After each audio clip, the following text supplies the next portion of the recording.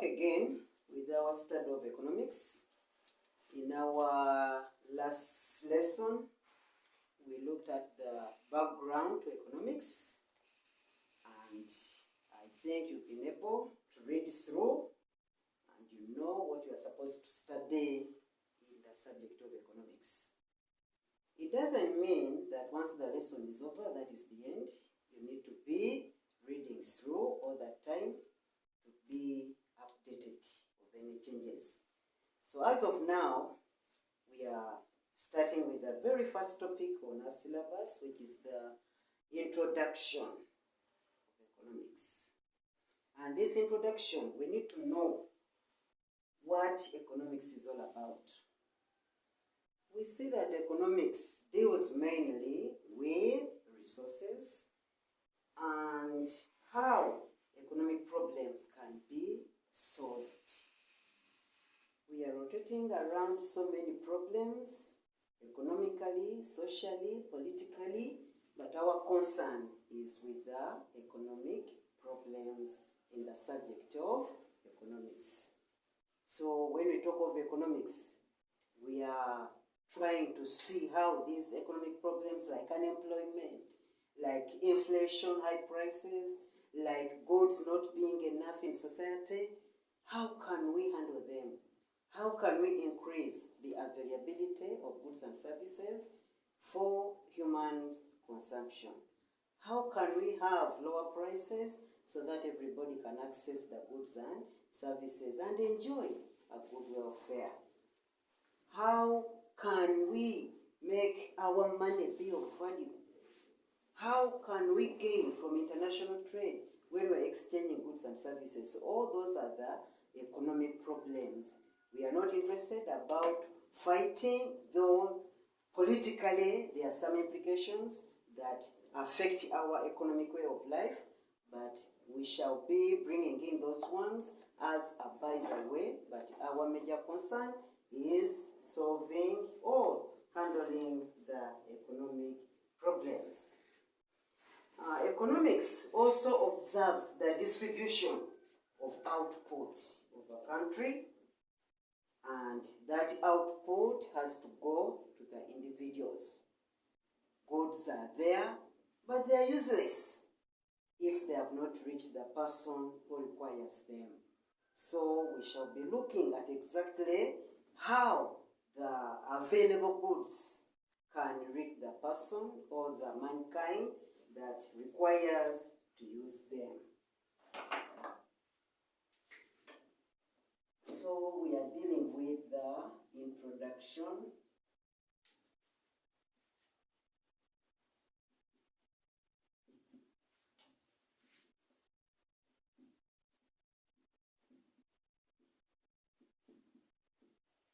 And we are trying to see that economics deals with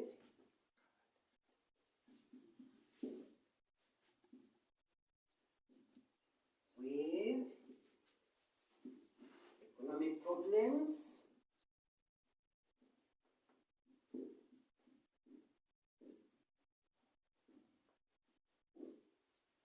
and we need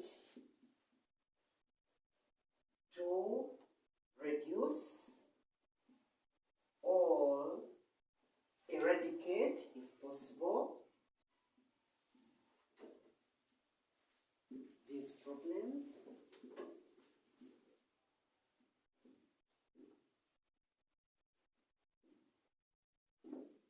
It also focuses on the distribution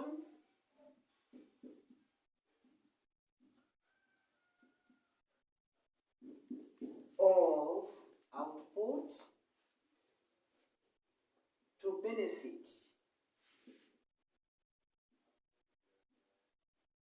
individuals and society at large.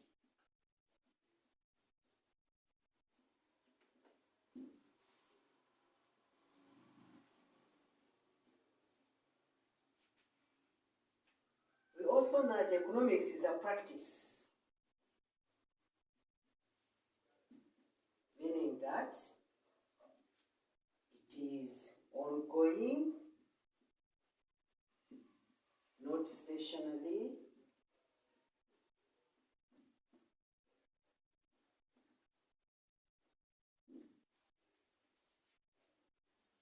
and for that matter,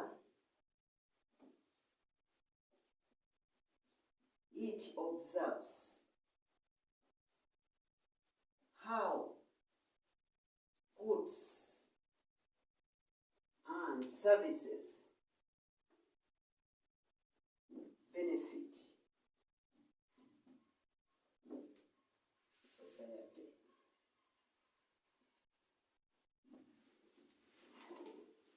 So, in our introduction, we need to know the essence or the purpose of studying economics, and we shall be coming across a very important word, which is resources in our economics, whereby these are, we can say in simple language, they are things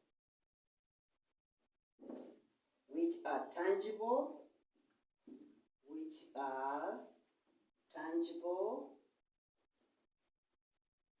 and others intangible,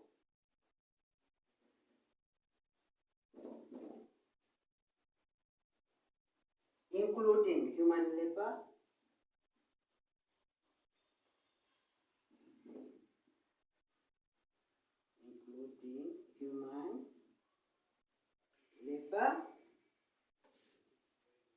used to satisfy human wants.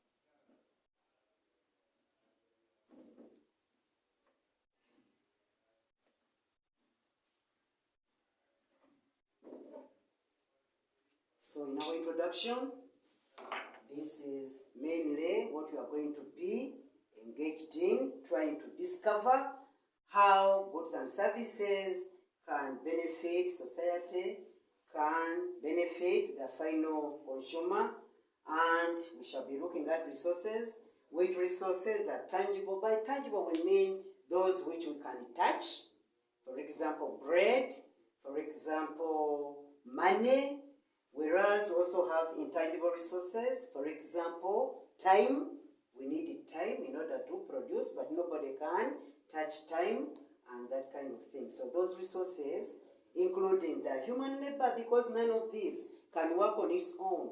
It is the human labor that organizes all of them and is able to bring them together and come out with the respective goods and services that we need to satisfy our human wants. We are human and we have needs and wants which need to be satisfied. But once resources are not there, those needs will never be satisfied. From there, now we can go to the definition of economics itself. Definition of economics, and we shall find out that there have been so many economists with different versions of the definition, but we shall focus on mainly three and try to see which of those three is the best for our learning.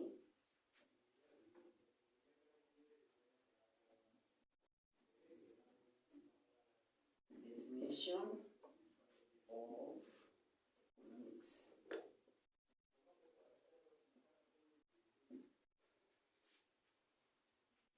Since we are not in a face-to-face kind of class, I would have been able to ask you to give me what you understand by the term economics, but now I'm going to be giving it to you, but in your free time, you can try to come out with your own understanding of the definition of economics and try to relate it to what has been generally accepted as the all-round definition for that subject.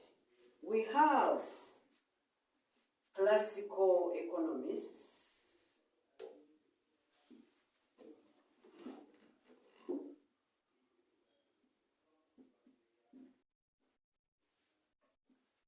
and these are the original or mainly the founders of the subject. And among these we have Adam Smith,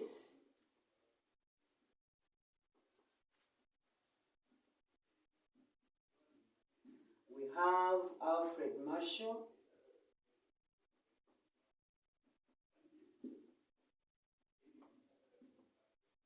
and we shall also look at Robbins. There are so many others like Friedman, but at least let's handle only the three. Adam Smith, who is regarded as the father of economics, and he has his book, The Wealth of Nations. Wealth of Nations. And we shall see that in his definition, he concentrates mainly on defining economics as the creation of wealth. Then after he giving his definition, there were economists who criticized his definition and found it having some areas that are wanting. So some elements were missing, and we shall see those critics and maybe what they came up with, until finally we saw that Robbins gave us a definition that is satisfactory. So in our study, for our purpose, the three are going to be enough, and we shall begin with the definition according to Adam Smith.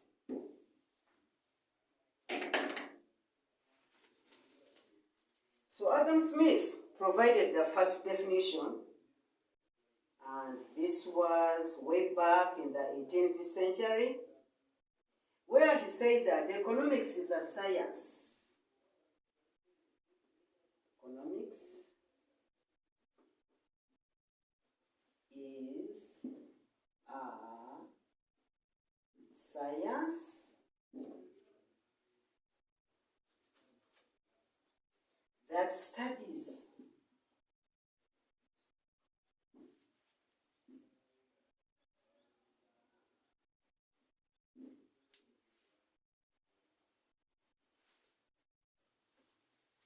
that studies the nature and cause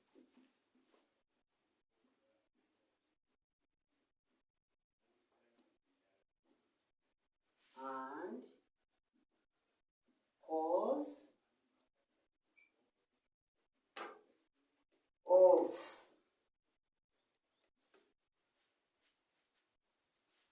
wealth. Economics is a science that studies the nature. We have to look at the keywords: nature and causes of wealth. Meaning that we have to examine how does wealth look like and what are those factors that bring about wealth. For him, he was interested in material or physical wealth.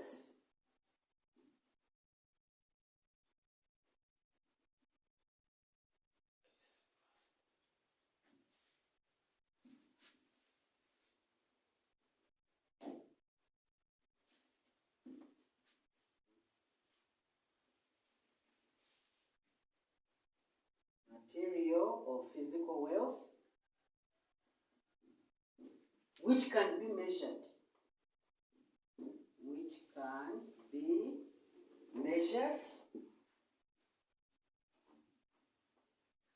And seen, such that the more you accumulate, the better you are economically, and the less you have, again, the poorer you are economically. So that's why in his book of The Wealth of Nations, he looked at countries at having material assets. And if a country has plenty of material assets, then that one is a rich country. So similarly, an individual who has plenty of material assets, plenty of physical assets, that one is also well off. But we find that it ignored this definition. This definition ignored the issue of scarcity of resources, which becomes a limiting factor,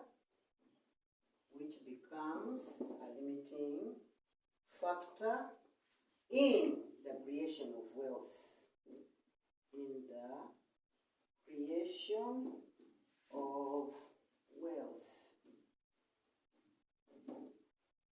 Otherwise, everybody would be able to accumulate a lot of wealth, but we find that resources, as we are going to see in future, they are not there for all of us to accumulate as much as we want. And some countries have been able to use other countries' resources to get richer, which now, at the present time, we cannot do. You can remember the slave trade. As we have seen, labor is also a human resource, and our labor was taken to the Western world to develop them. Our resources, minerals, and so on were also taken, and they are able to make those countries wealthy. So they are wealthy nations as a result of using other countries' resources, which cannot be done now. So what can we do? Are we to remain in poverty? Can we also accumulate? So resources are scarce, and for that matter, in his definition, because he ignored that issue that resources are not abundant and cannot be able to access them as you want in order to create the wealth you want, it is not a satisfying kind of definition. And this was observed by Alfred Marshall, who is our second classical economist, who also, after reading through the definition of Adam Smith, came out with his own. So our second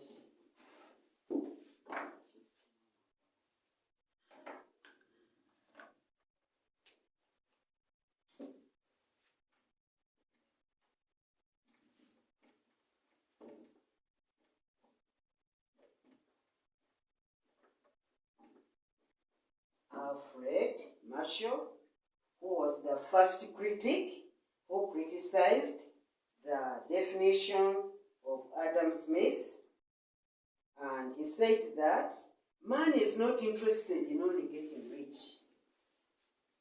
Man is not interested in only getting rich,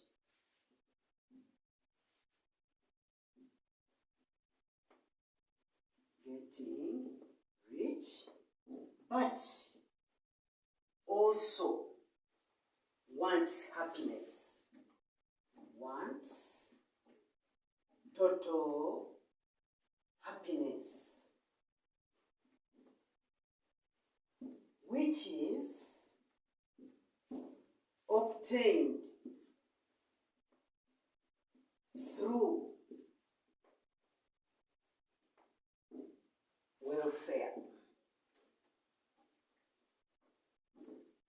Man is not interested in only getting rich.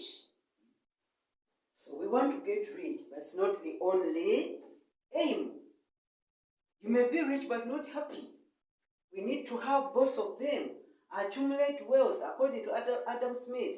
Get as much wealth as you want, but at least that wealth should make you happy. So we also need to be happy.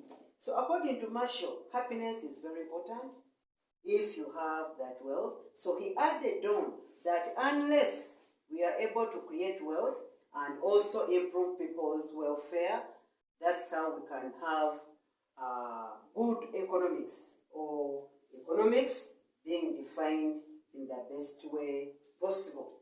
But again, according to him, welfare is not measurable. Welfare welfare is not measurable. How can one measure his happiness? How can happiness be measured? Be measured.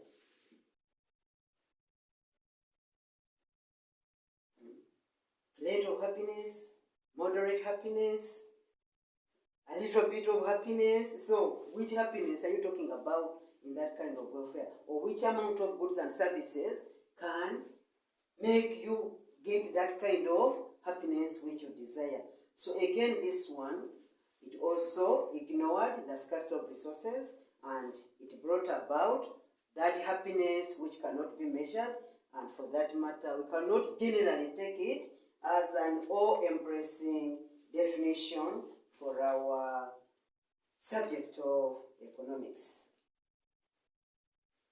So his definition goes as follows. His definition, you can write it down after criticizing Adam Smith. Marshall defines economics as economics is the study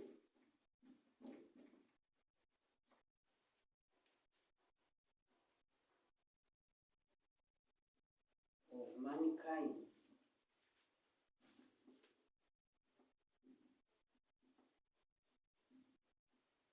mankind is a keyword in the ordinary business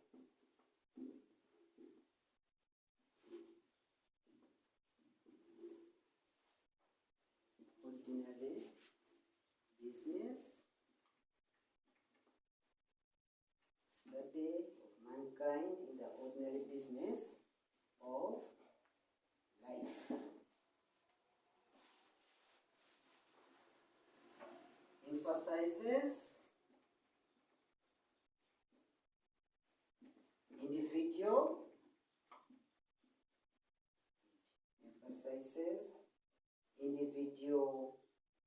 and social.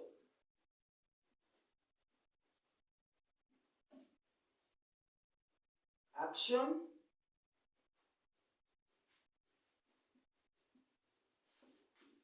to get material needs.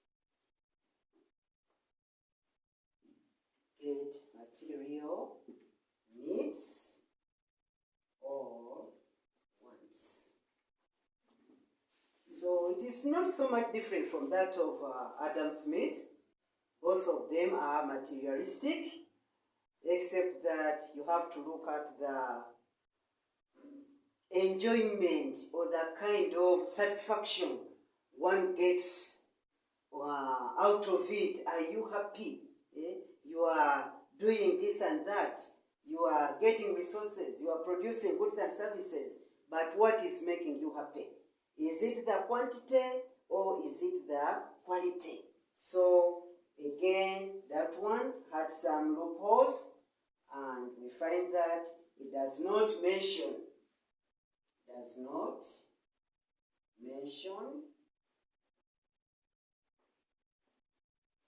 the scarcity of resources. Scarcity of resources, which is a common problem all over the world. So if you have a definition, and we know that in economics, we use resources which we say are either tangible or intangible, and they are not enough, so you are not giving us a comprehensive kind of definition. So again, people criticized the definition of Marshall, and the first critic was Robbins, who is our third classical economist. Robbins, and let's see what kind of thoughts Robbins had.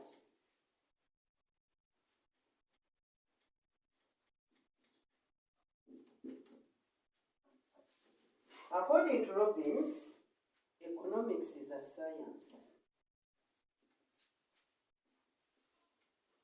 Economics is a science. Now we have two people using that word science. In Adam Smith's definition, it was just creation of wealth, but not a science. But here it is a science which studies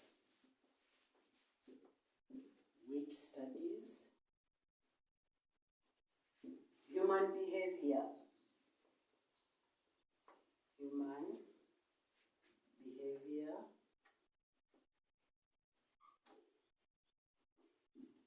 in relation to the limited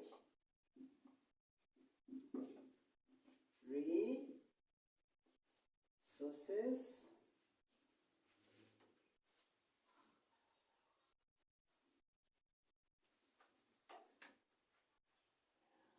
studied human behavior. Okay, this will come later. It studies human behavior as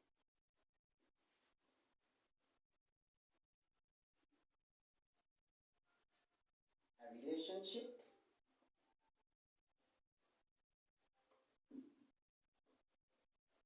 between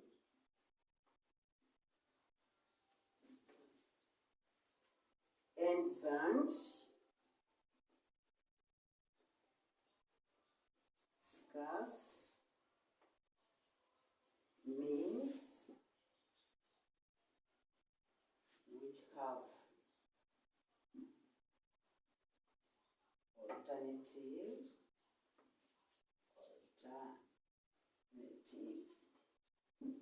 uses. Here the keywords are the ends. We also have the scarce means. By ends, we refer to our needs or our wants. By means, we refer to the limited resources. Limited resources. So economics is a science which studies human behavior as a relationship between our wants and the limited resources. So these resources, according to Robbins, they are not enough, which means that he's looking at the word scarcity, bringing it now in. And because the resources are limited, they are not used for only certain functions, but they can do a multiplicity or a variety of functions. You can look at money. If you have money, you cannot use it only on food. You can use it on clothing, you can use it on transport, you can use it on health, meaning that if money is your resource, it has so many competing functions. The moment you satisfy one function, that money is no longer there. You need other money for the other function. The same with resources. The moment you have those resources we are talking about, and you use them for a certain function there and then you are going to have little remaining for the other functions that are going to be required for the satisfaction of your wants or your needs. So economics is a science which studies human behavior. We look at human beings and how they relate or how they use our scarce resources in order to satisfy their needs. We are going to be looking at these needs of human beings, and we shall try to see their characteristics. For instance, needs are recurrent, meaning that they keep on reappearing. A person who had breakfast and you are able to quench your hunger in the morning, it doesn't mean that you eat once and that will be the end of it all. No, you need to eat again. So that need of food comes again and again. So these needs recur, which means resources have to be there all the time in order to satisfy these oncoming needs at any material time. Then we find that those and the resources you have, they don't satisfy only one need. And for that matter, you have to find out which is more important than the other. You have to make a priority. If I have 50 shillings, can I use it for food or can I use it for medicine? You are sick and hungry at the same time. Both of them are your needs. You are sick and you are hungry. Which one should you satisfy first with your 50 shillings? Are you going to buy the medicine and stay hungry? Or are you going to first get the food and the medicine will come later when you have died? So that's where we bring in that kind of choice among the scarce resources, and then those resources having many alternative uses, not just one. So Robin's definition has the following characteristics. So if we look at the definition of Robin's, it has the following characteristics. As you have seen, the definitions of the other two classical economists, they have been criticized. Now let's see what Robin's definition has.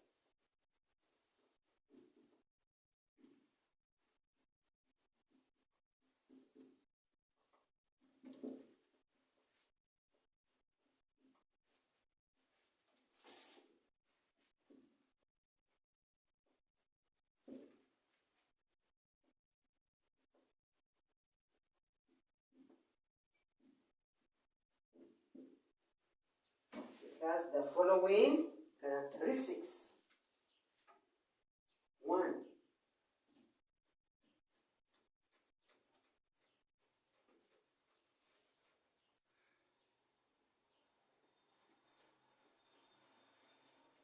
Unlimited wants or needs of man. So if you look at his definition, it points out very clearly that the needs of man are unlimited. You cannot say that now for me, I've got all that I want in my life. No. As one need is satisfied, another one surfaces. So they are unending. They keep on, some keep on appearing again and again, and you find that for that matter, we need resources to cater for those unlimited human needs. Then it has another characteristic, that our resources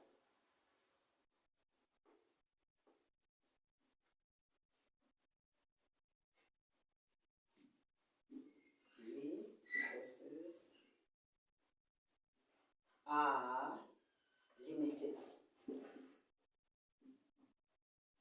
or scarce. So here we have something which is unlimited, yet here we are satisfying it with something which is limited. Wants are unlimited, yet resources to satisfy those wants are limited. So what do we do? That brings us to the third characteristic in his definition, which tells us that resources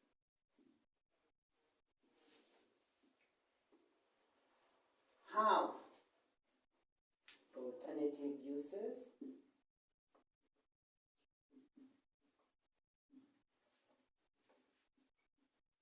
or functions, and it is up to us to choose or to select which function you want that resource to be used for. As again we are going to see as we go along in our syllabus, we shall look at what we call a scale of preference, where you make a list of wants arranged in their order of priority, and for that matter you look at our limited resources, look alongside your unlimited ones, and then you find that you have to make a choice of which one to satisfy first and maybe later. So we can see that in this definition or in these characteristics, there is an element of scarcity. There is also an element of choice. And there is also an element of opportunity cost.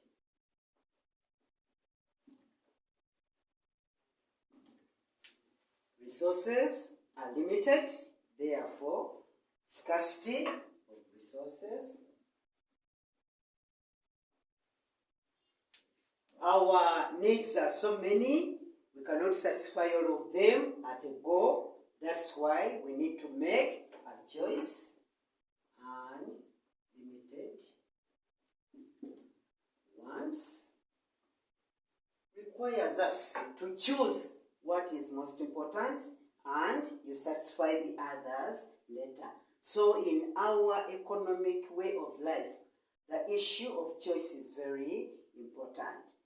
And because resources, again, are not enough, and they have alternative uses, so the moment you choose to use those resources for one, there is another one that you are leaving out. In the example I gave of when you have 50 shillings and you are sick and hungry at the same time, when you satisfy the need of hunger, you are doing without medicine. If you choose to have medicine, you are going without food. So whenever you choose one and leave out another, in economics we say you have created an opportunity cost, which is also known as alternative. Alternative foregone. And when is it foregone? When choice is made. When choice is made. So, alternative. You have now, resources have alternative. And whenever you choose one, you find that one alternative has been left out.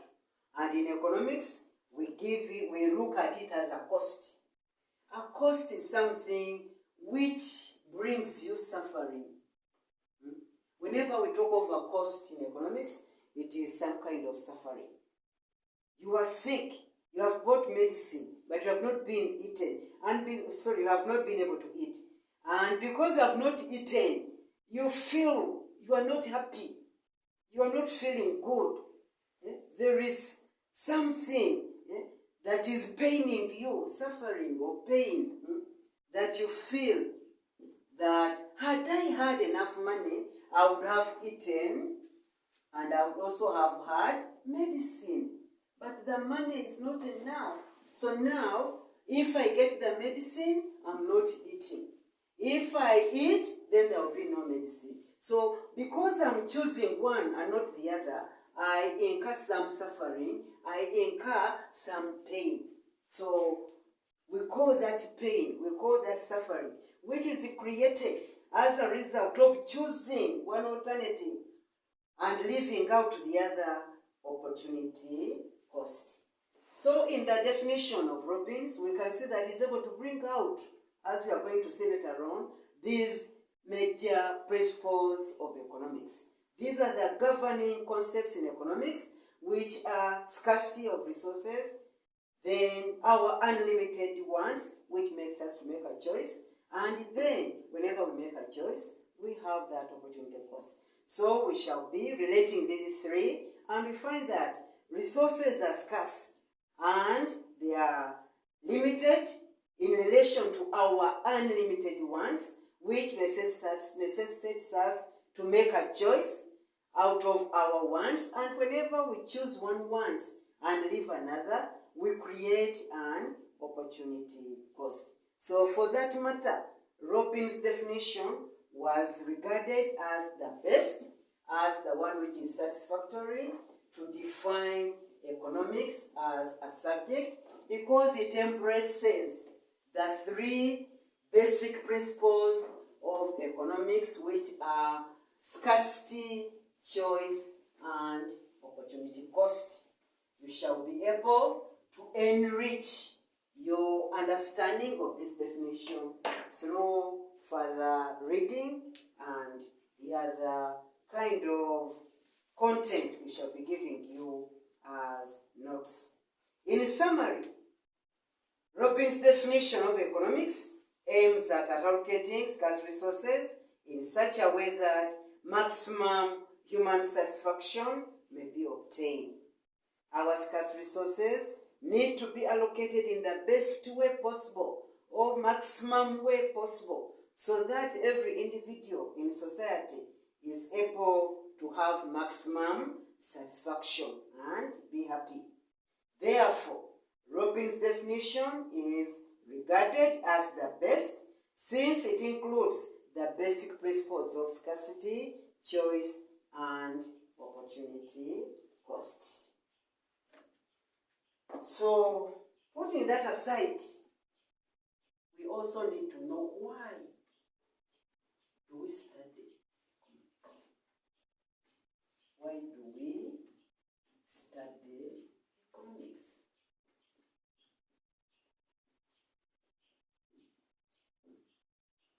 I think even in other subjects, they have that question. Why do we study history? I'm not a historian. I've never studied it to a greater extent apart from primary level. But I think I hear people say history repeats itself.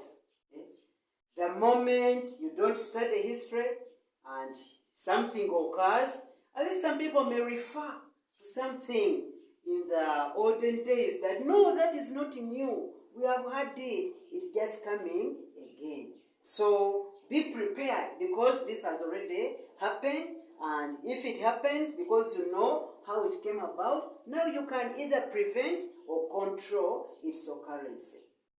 But in economics, we may be having a different idea of why we study economics. And if the class was face-to-face, we would have been able to brainstorm, and each one of you would have been giving us the reason as to why you have taken on the study of economics as an individual.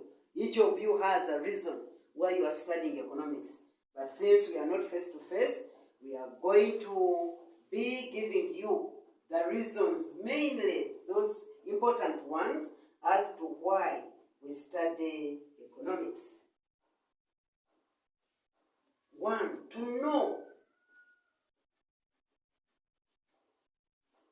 the why kind of concept needs us to give the reason why. And we want to know. We shall look at this when we come to answering questions. Whenever you are given a question of why, you should try to answer it in order to know, in order to do this, in order to know that the word to is important. So to know how the scarce resources can be utilized.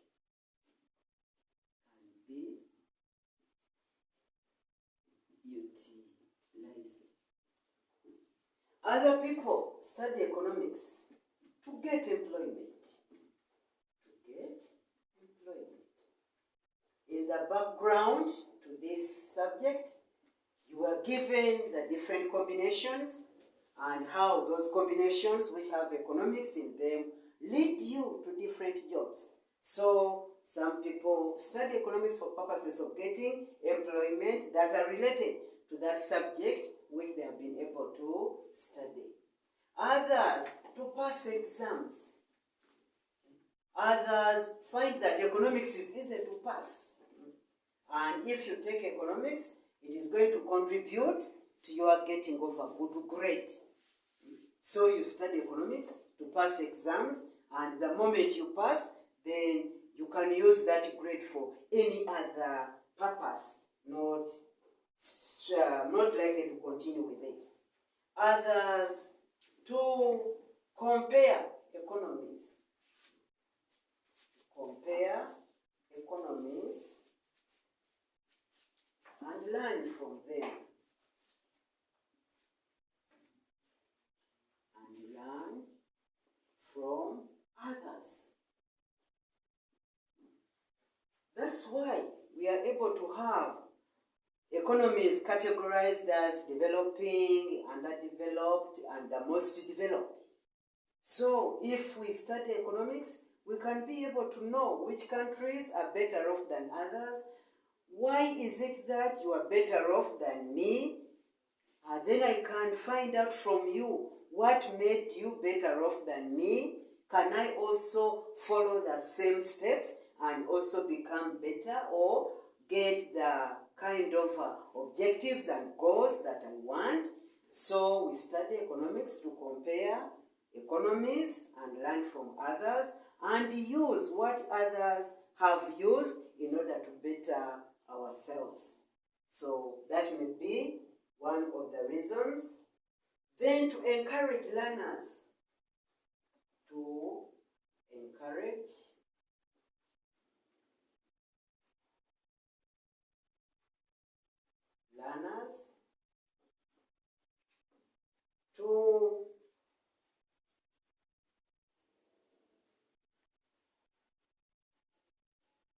actively participate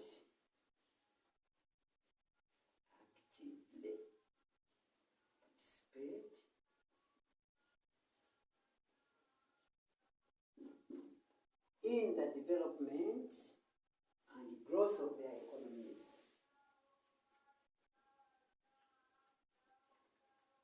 In the development and growth of their economies. How can this be achieved? As we are going to see, we have topics of public finance and taxation, and you find that a person who has studied economics may not find it very hard to pay taxes. Because he has already studied the importance of taxes in an economy and how taxes are used to develop an economy. It is public money that is collected by the government, and again, as we shall be looking at the various types of goods, we have public goods.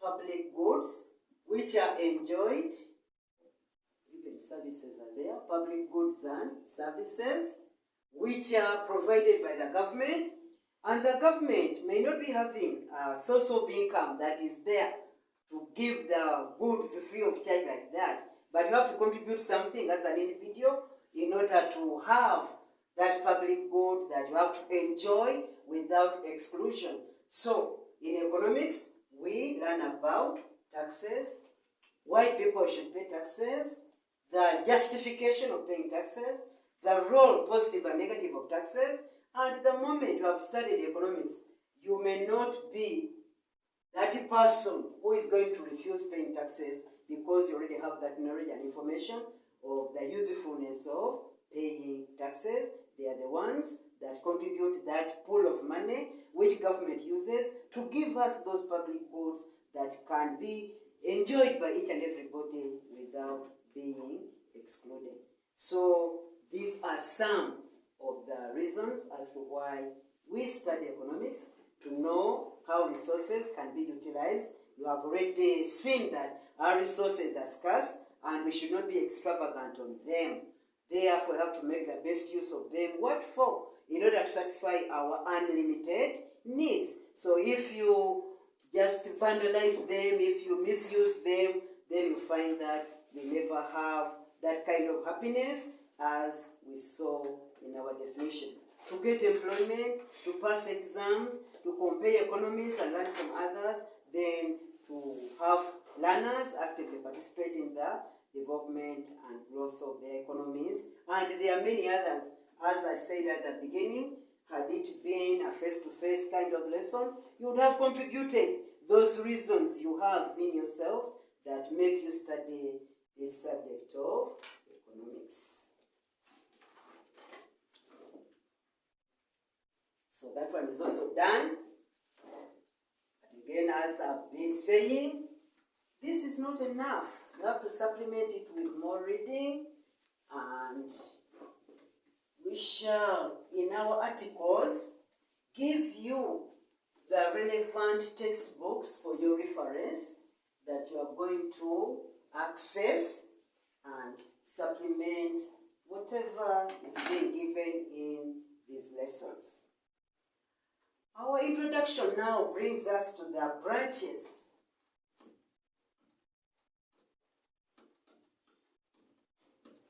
Branches, also known as divisions. Divisions of economics. Branches or divisions of economics.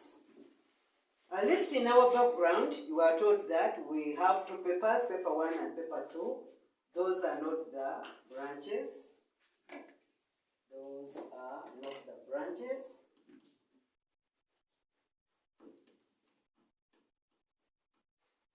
Branches or division of economics. So in the branches, these are mainly two. Mainly two.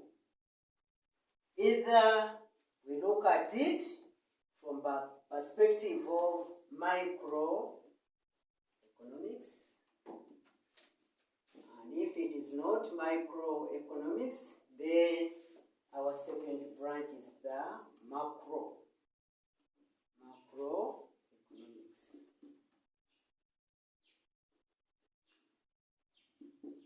So these are our branches of economics. I cannot say major because they are no minors. They are the only two divisions or branches that we have to encounter in economics. Either whatever economics you are learning is from a micro perspective or it is from a macro perspective. And micro is related to minute. As far as the scientists are concerned, this is not minute but minute, meaning smallest. Smallest. And in our case, since we are not in the science area, we are not looking at the smallest particle, but the smallest individual. Individual in our society. Individual in society. The smallest unit, again, in society. So we look at the smallest individuals, the smallest units, and how they operate according to our definition of economics. How do they relate with our scarce resources in order to satisfy their human needs? And we find that those resources have alternative uses and they are scarce. But that individual, how does he or she go about relating or using those limited resources to satisfy his wants? So we are looking at it from a micro perspective, a small perspective, a unit or an individual perspective. For example, you look at an individual consumer. Individual consumer. And you find that in an economy, we don't only have an individual consumer, but all consumers brought together, they also form another kind of understanding. Then you look at an individual producer. Individual producer. Then you try to see what is the behavior. The behavior of this individual consumer. So for that matter, we shall examine consumer behavior. As an individual consumer, how do you behave? When prices are high, how do you react? Are you going to increase your purchases, which in economics we call demand? Or when prices are down, are you going to lower your demand or increase the purchases? So you look at an individual. And those individuals, again, are going to be generalized, or we aggregate them. And whenever we aggregate the individuals, the units, then we come to the second branch, which is macro, which is the study of aggregates. Micro, study of units, yet macro is the study of aggregates. So this one looks at aggregates. And since all of you have been able to go through all level, I assume you know your aggregates. You had English, you had mathematics, you had geography, you had physics, you had chemistry, biology, fine art, just to mention. In English, you had a D1, mathematics, C3, geography, C4, physics, D1, chemistry, D2, biology, D1, fine art, pass 7. So now we look at each subject as a unit. So you are looking at now the minute, the individual. English is an individual subject, and how did you perform, or what was the performance in that one? That is the micro now. We are looking at the smallest. But if you are going to give us your grade, it is not going to be based on the individual subject, but it's going to be based on the total of all of them, which we call the aggregate. Now, you find that you have a 1, you have a 3, you have a 4, you have a 1, you have a 2, you have a 1, and you have a 7. And we add all of them. These are making your O-level certificate, and here we have a 4 plus a 4, that is 8, 10, 12, and you have 19. And what we call them? Aggregates. 19 aggregates. Where do they come from? Adding the individuals. Whenever we take the micro and bring it together, what we get is the macro, which is the observation of the aggregate. So in economics, we shall move away from looking at the individual consumer, and we look at a nation, an economy, as a consuming nation. We go away from looking at as an individual in trading. What do you buy and what do you sell? And now we look at a country. And in that country, what do they sell outside as exports, and what do they buy from outside as imports? So we are aggregating those number of people as individuals, and try to see how many of them are making up our international trade, how many of those are making up our production of goods and services.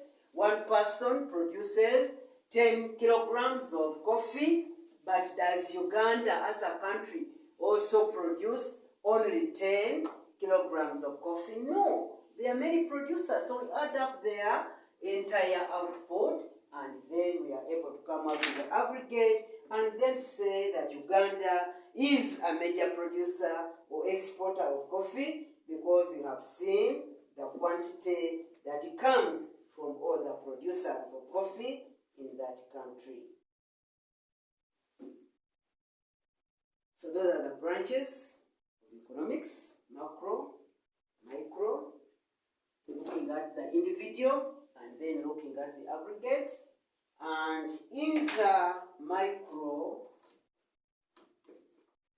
we shall look at price theory, the study of prices theoretically. We shall also look at production theory. Other people also call it a theory, because most of the concepts are simply theoretical. So these two are the major ones that shall be studied in microeconomics. And then in the macro, which looks at aggregates, we begin with national income, not personal income. Now we are looking at the income of the whole country, not just one individual.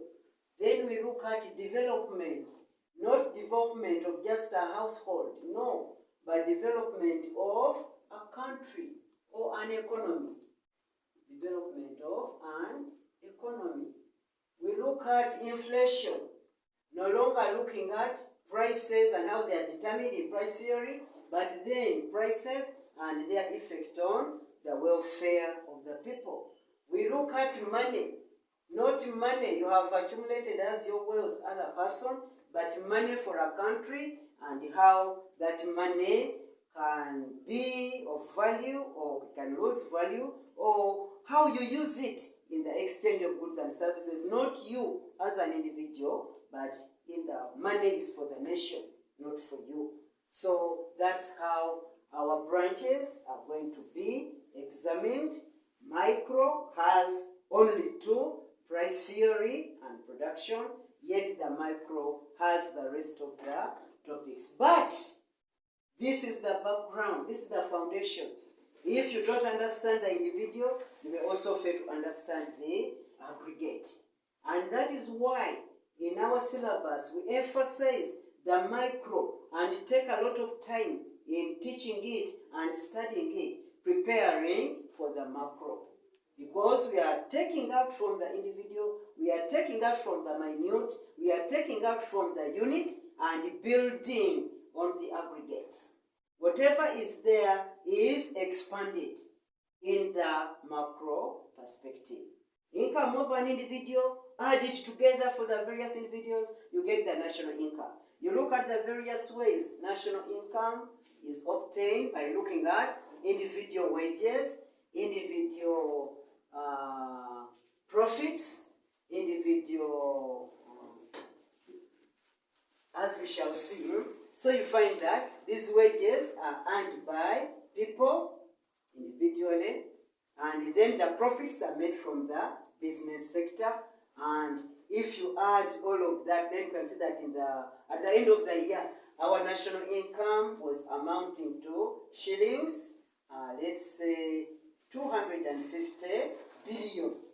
This is not an income of an individual, but it's the income of a nation. But you cannot get it just there randomly. No, you have to examine the incomes that have been earned by the different people in the various areas where they are working and earning. So whatever they are earning, summed together, gives you the aggregate and you come at the national income. Which national income came out of the individual performance of the different sectors, the different individuals. So macro is derived from micro, and without micro, you cannot have the macro, and vice versa.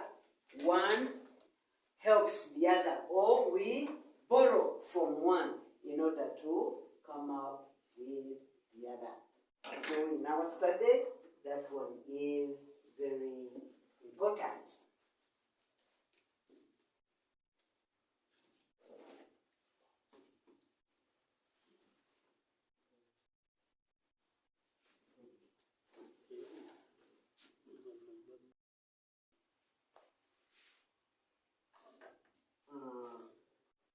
We are continuing with our introduction, and now we are looking at how again economics is categorized whenever we are studying.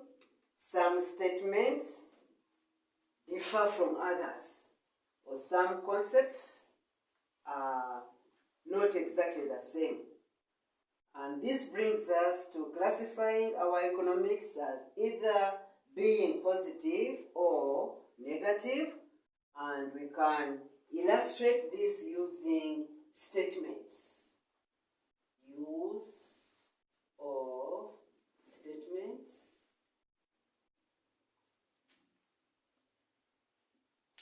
to illustrate positive or normative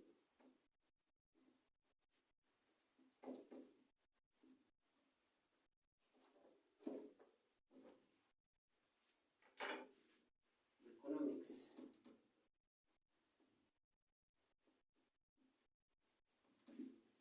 let's begin with the positive. Positive economics deals with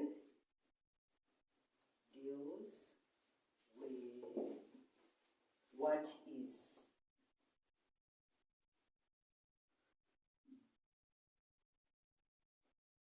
That is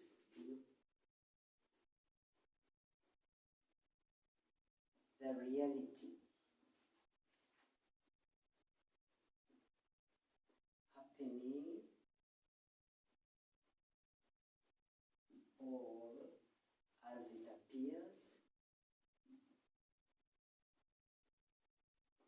in an economy. This can be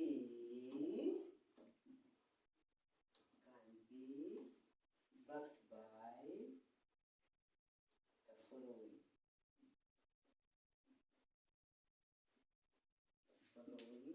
statement.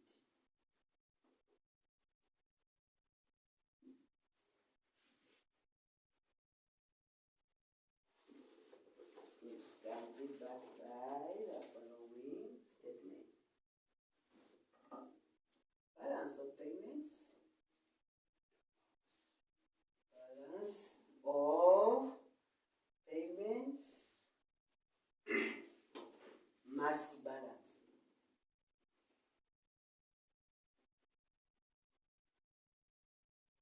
Balance of payments must balance. My story is balance.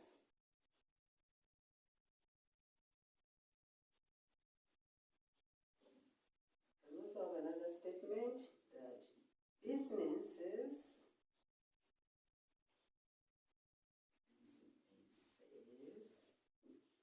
always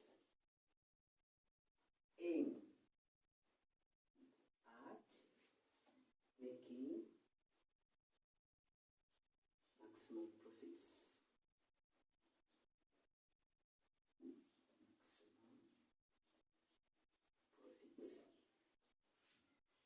So you find that balance of payments must always balance. This is something which is positive. And we'd like to see that when we have our balance of payments account, the value of our imports should be equal to the value of our exports. Why? Because exports pay for imports. The money you get from your exports is the money you should use to pay for your exports. So when you are having that account, it should always be balancing. Then businesses always aim at making maximum profit. That is also a positive statement, and it's understandable. We are in business not to make losses, but to have maximum profits. And as again we shall see when we come to the topic of production, profit is a very high motivator of business people. And wherever you engage in business as an individual, as a company, as a group, the main objective is to make profit. So we shall be looking at those statements. These are just a few of them as we study our economics. And for us, we know that this is the reality. What is happening, balance of payments should always balance. If they are not balancing, then there is a problem, there is a disequilibrium, and something must be done in order to get rid of that disequilibrium. Then if profits are not there, then you are not a business that should survive, that should still exist. Quit that business, because it is right for every business to make a profit. So positively, we should be yearning to make sure that we have our profits in our businesses, either as individuals or as a company or as a nation at large. Our payments should always balance. Why? Exports pay for imports. If one is greater than the other, you are in the disequilibrium, which may require you either to borrow or you go into some other problem. So these statements are going to be seen very often in our study of economics, and mainly under the macroeconomics perspective. Then The normative one, as the word normative is derived from norms, and norm is unexpected way of doing things. So these are simply expectations. Normative deals with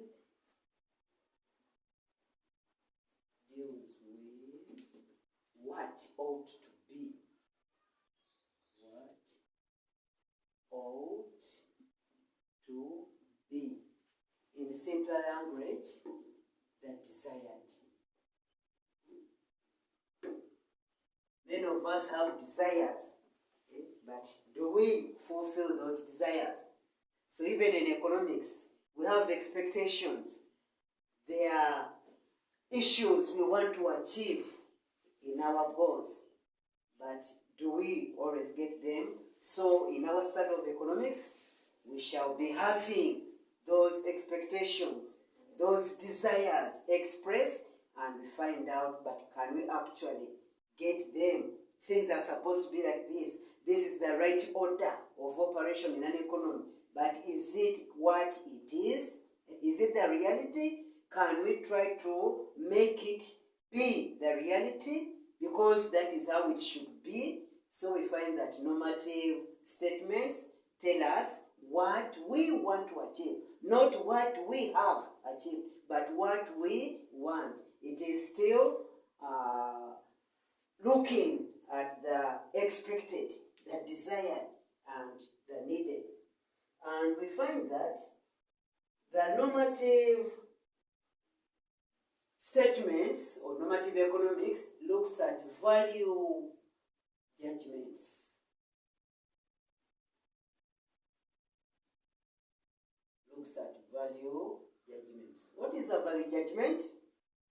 Many of you are now.com. You can surf, you can go to the internet and get various definitions of value judgments, but you find that this is subjective. Everybody has his or her own thinking, and what you want is not what another person wants. So what you may want is not what the other person wants, and for that matter, we value our economy in different ways.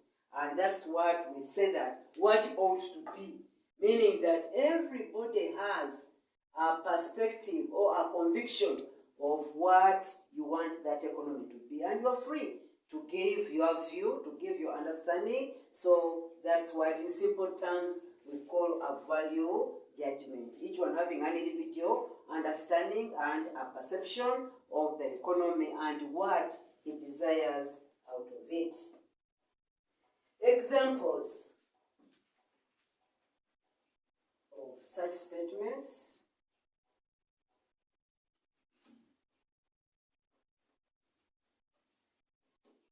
normative statements. Can say that one, entrepreneurs make profits.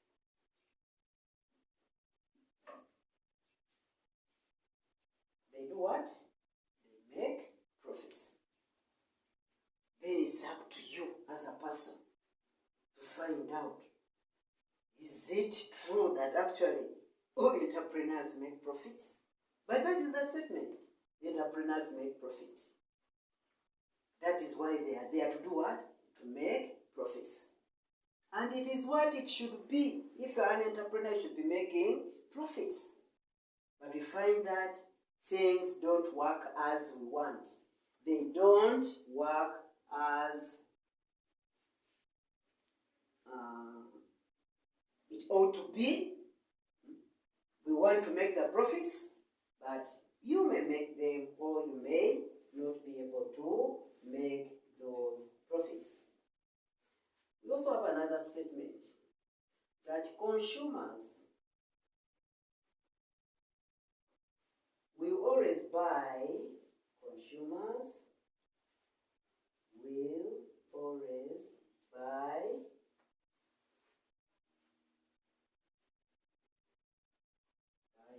goods from the cheapest source. Consumers buy goods from the cheapest source. That is how it should be. That is how it ought to be. As a consumer who has limited resources, who have unlimited wants, it is proper that with your limited resources, you should always buy goods from the cheapest source. Why? Whenever you buy from the cheapest source, you are able to maximize your satisfaction. You are able to satisfy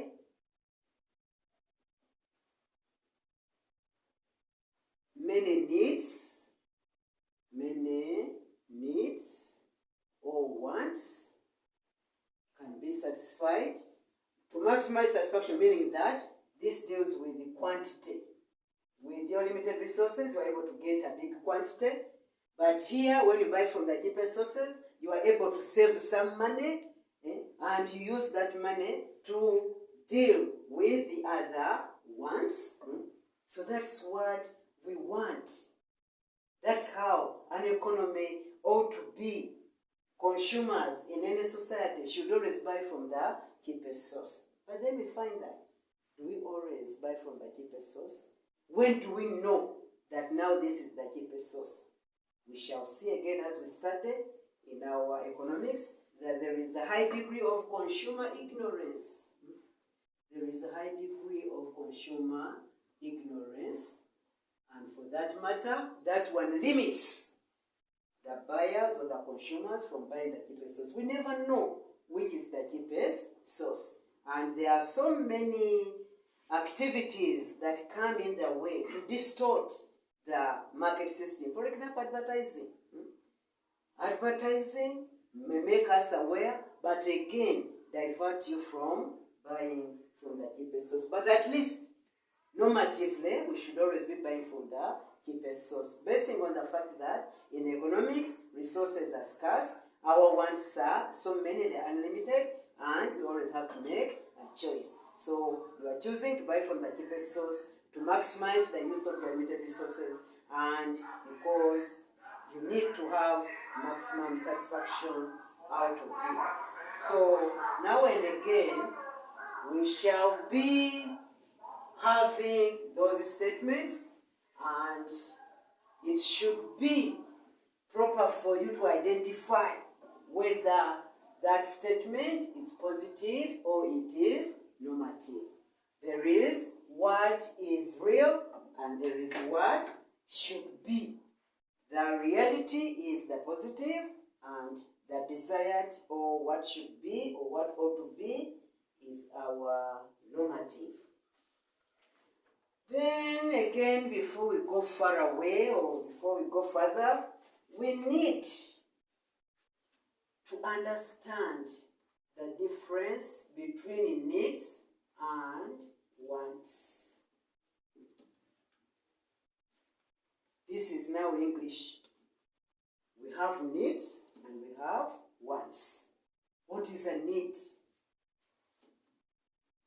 What is a need? And what is a want? What is a want?